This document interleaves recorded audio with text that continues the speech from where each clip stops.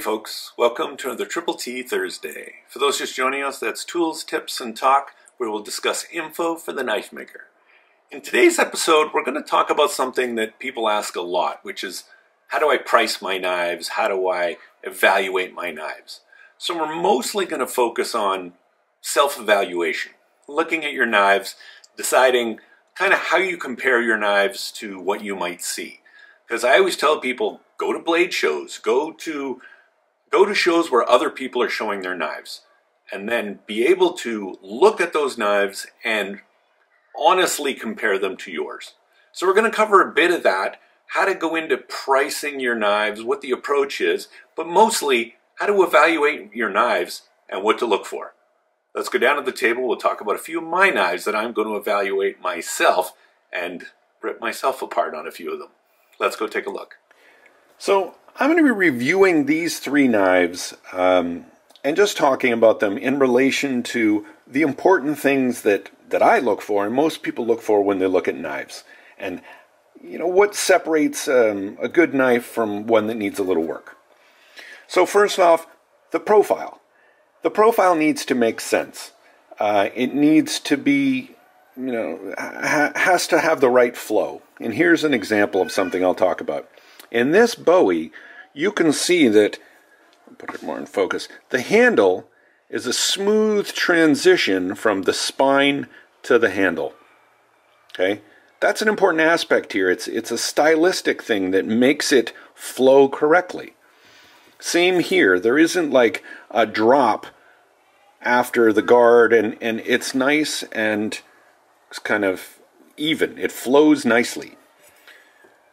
So it has to make sense. It has to be smooth and flowing. Obviously, there must be perfect alignment. Okay, it can't be, there can't be any warps in the blade, and it has to be aligned perfectly. Same with all of these. And okay, there's no alignment issues. So these so far are pretty good here. Same with this one. It aligns well. Okay, it flows well on the profile. Next is the grind. So, and these are full flat grinds. This one has got a very bit of a shelf here. There's a bevel that comes almost all the way up. So the bevel should be nice and even. Okay, it should be consistent. Okay, it should be symmetrical, especially when you hold the blade here. The plunges, if I can show it here, the plunges should be the same on both sides. That's what you're looking for on all of these, that the plunges are symmetrical. This one is off by just a little bit. Okay, and this one is relatively even. The bolster is probably off. Yeah, it's probably off by about 5 thousandths on one side. So incidentally, I'm not using these two as my journeyman knives. And I'll explain why as we get into this. The next major thing that people look at when they pick up your knives is how they're sanded. Okay, these have been sanded as if they would be journeyman knives. And these are only sanded to 400.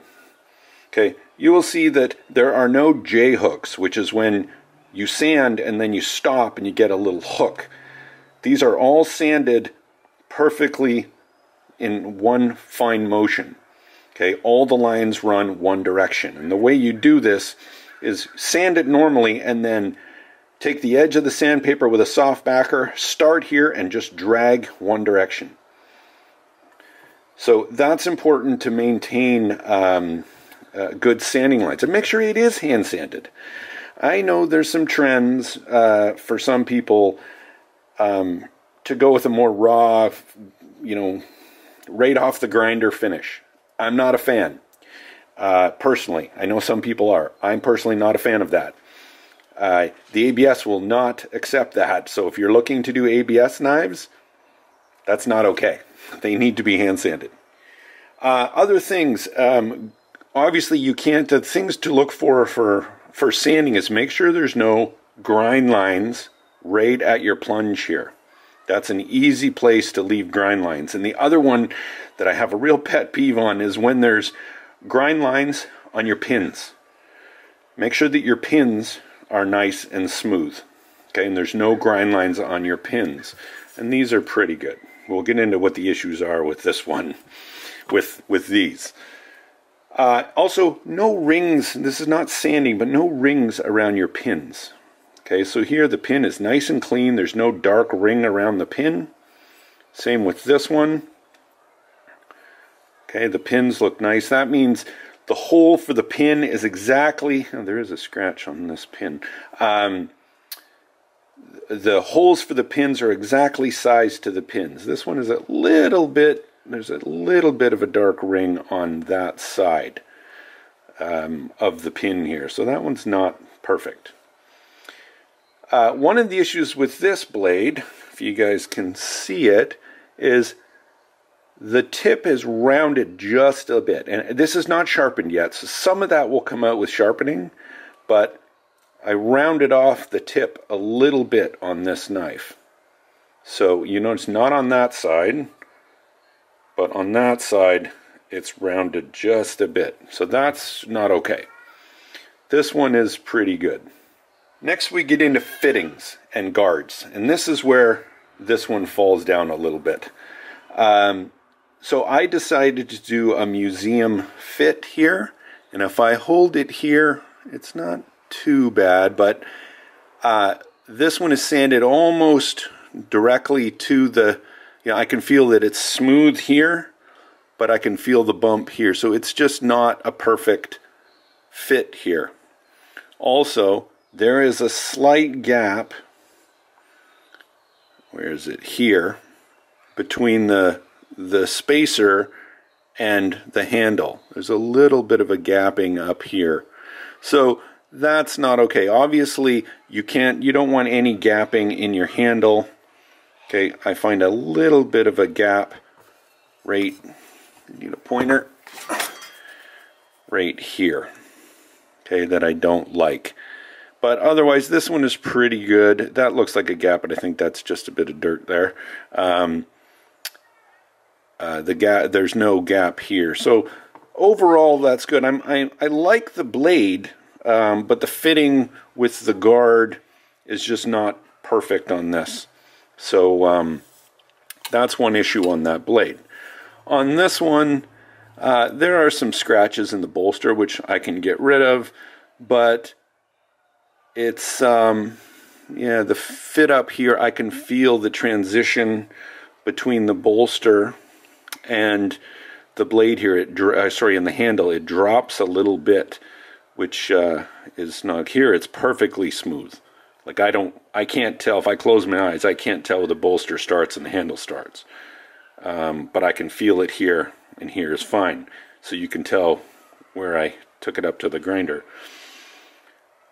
Yeah, the blade is decent on this one. This is the one where I had to grind down the bolster a little more than I wanted to. But it works for this knife. This one, quite happy with this one. I can see that the false edge is off just ever so slightly here, probably by about 5 thousandths. I also look for the false edge at the tip here. It should taper right to the tip and be the same on both sides. Okay, which is kind of even. I mean, it's pretty good. Pins are sanded nicely, and then no rings around the pins. So this one is doing well. So that's what I look for. Gaps. Museum fits are proper and the same all the way around. Those are the kind of things you want to look at on your knives. So let's talk a bit about pricing.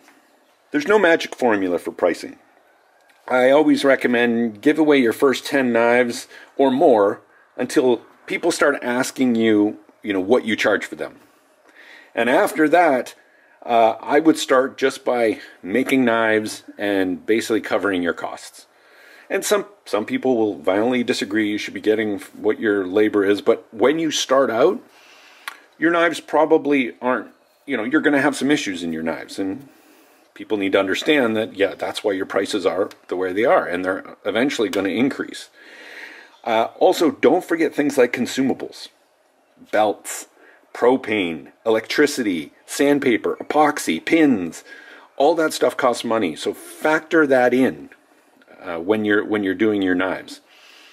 And the biggest thing, and I'll say it again, look at similar knives. Go to Blade Show. Okay, go to whatever, your local knife show, or just look at knives, comparable handmade knives. Don't go looking at gas station knives or things like that, because they're mass produced. Look at custom made knives, because that's what you're making. And be honest. That's why I'm saying evaluate your knife and be able to pick up someone else's knife, and don't pick it apart in front of them, but notice things. If it's $1,000 knife, pick it up and notice everything about it and compare it to your knife. And do that with 10 different makers. Okay? And look at their knives and see what they're charging. And generally you'll get an idea of what people are charging for their work and their quality. So that's a little insight, folks, on what to look for and evaluate in your own knives and notice in others. And don't think that if your knife isn't perfect that you can't sell it. That's certainly not the case. I'm just things that you should look for when comparing knives to other knives. See, oh, this knife is worth this much. I noticed the plunge is off, or like, what are the 5 things that are wrong? Or maybe there's nothing wrong. What is the comparable price for it? And do that with your own knives.